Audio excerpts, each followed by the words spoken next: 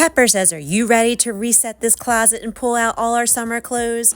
I know I am.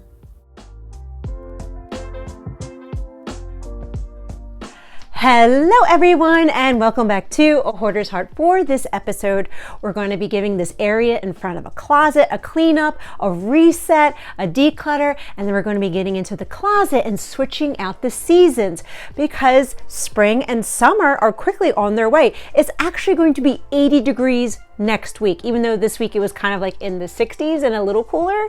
Summer is right around the corner, so I got to switch out my clothes from winter into summer. Now, as we're cleaning out this space, I want to share how important it is to not feel guilty or disappointed that the area in front of the closet got messy again. It was clean for a very long time. It kind of got messy again during the surgeries, kind of almost leading up to it. It started, but it really went downfall after I had the surgeries on February 2nd and February 6th because I couldn't bend at all. I could hardly bend. So I would just grab a shirt or something, put it on, and when it was done, I either kind of just went to old habits, right? I kind of either threw it on the floor because I didn't want to put it in the laundry yet because I could get another wear out of it. To be honest, during that time, there was a little depression when I was down and out for the month of February. And sad.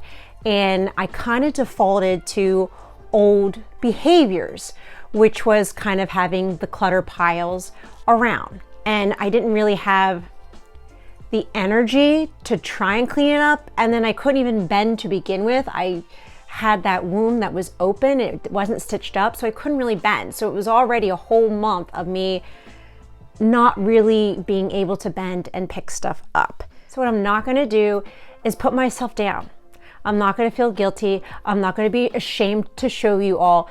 This is my raw truth. This is hoarding disorder. I'm not going to eradicate hoarding disorder altogether. There's no cure for it, but I can change the behaviors associated with my mental disorder. And the fact is that when I saw the pile in front of it, it actually did get on my nerves. Now that I'm feeling better, now that I have my energy back, now that I'm feeling healthy again, I saw it and I was like, I don't like this and I don't want this in my life.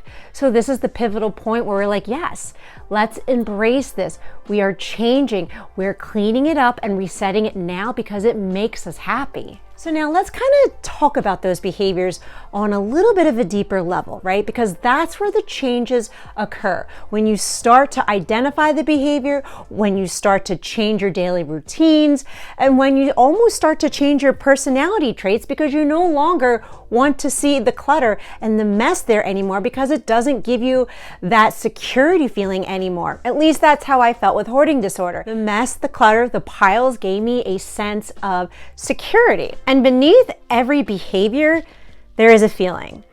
And beneath every feeling, there is a need. And when we meet that need, rather than focus on the behavior, we begin to deal with the cause and not the symptom. That's why I always try to dive deep to identify what is the feeling behind the need.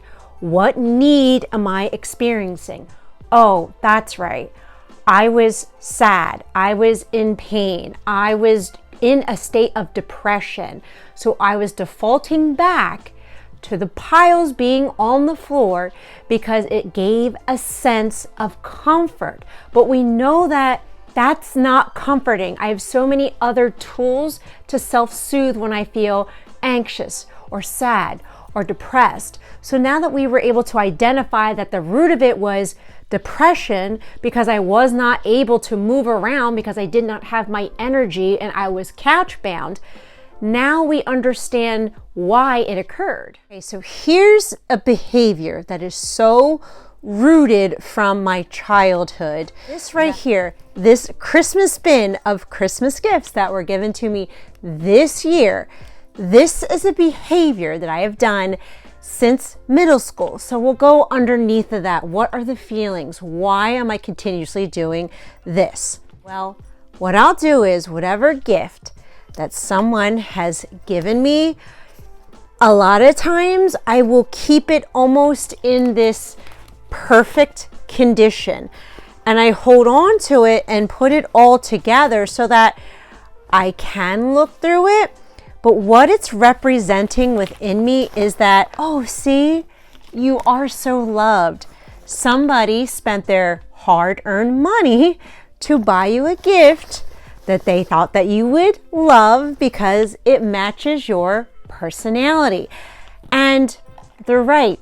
I love that. My love language for somebody else is actually giving them a gift, but my love language to receive how I feel loved is actually quality time.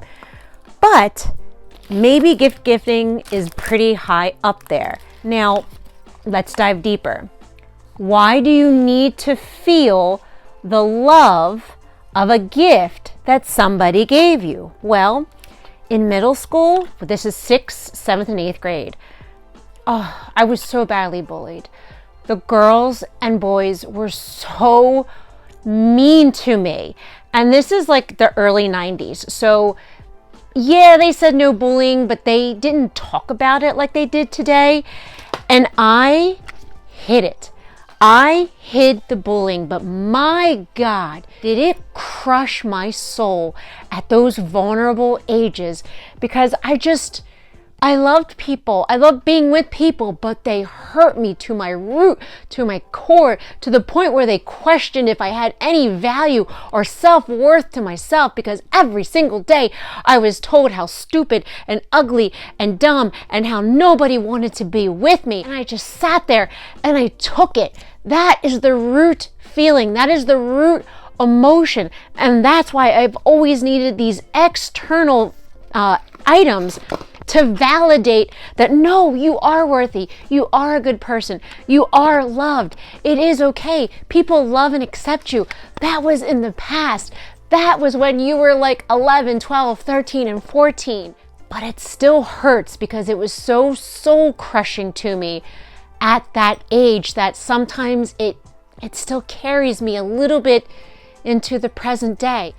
So of course what happened was, every time I would get a gift from my aunt or my mom or from a cousin or from the few friends that I did have, I kept it in this perfect, pristine, the way they gave it to me, so that every time I was given a gift, I could relive those moments of, see, you're loved. Somebody loves you. Somebody cares about you. Somebody sees you for who you are. And that behavior from 11, 12, 13, and 14 has carried all the way up to the present day. And though I am trying to break it, because I know I'm loved and appreciated, and I know my self-worth is not represented in external things, and people love me for who I am, for some reason that behavior is very hard for me to break. But we are breaking it. We are making progress. We are being able to give things away now. It just takes time. So this Christmas stuff being put into a bin right before my surgery, there was something self-soothing to it, because I was nervous in January going into the surgeries, and there was something very familiar, something very soothing to my anxiety about just having this little bin of Christmas presents reminding me that I am safe, I am secure, and I don't have to worry. And by all of you creating this safe space for me to express those vulnerable, deep-rooted emotions and behaviors. This has been the main reason why I have healed and recovered in hoarding disorder. And that's why I am always so grateful for all of you, for all of your loving, encouraging, supportive comments and messages. It shows everyone else who share the same feelings that I do. Maybe they have too much clutter. Maybe they're on the hoarding spectrum. But it shows them that the world loves them too, and they can be accepted. And now, let's show you the reset closet. Fall and winter are packed away and stored in the basement, and now spring and summer are all out. I do leave some fall pieces in there because in the end of September and in October, you get some hot days mixed in with them cold days. And overall, I love how this came out. The closet is reset. We're ready for the summer, weather. And I know that I'm going to keep up with this because I identified the root need of why I was doing it. And my hope and my prayer is that this video motivated and encouraged you to clean, declutter, and let something go in your home today too.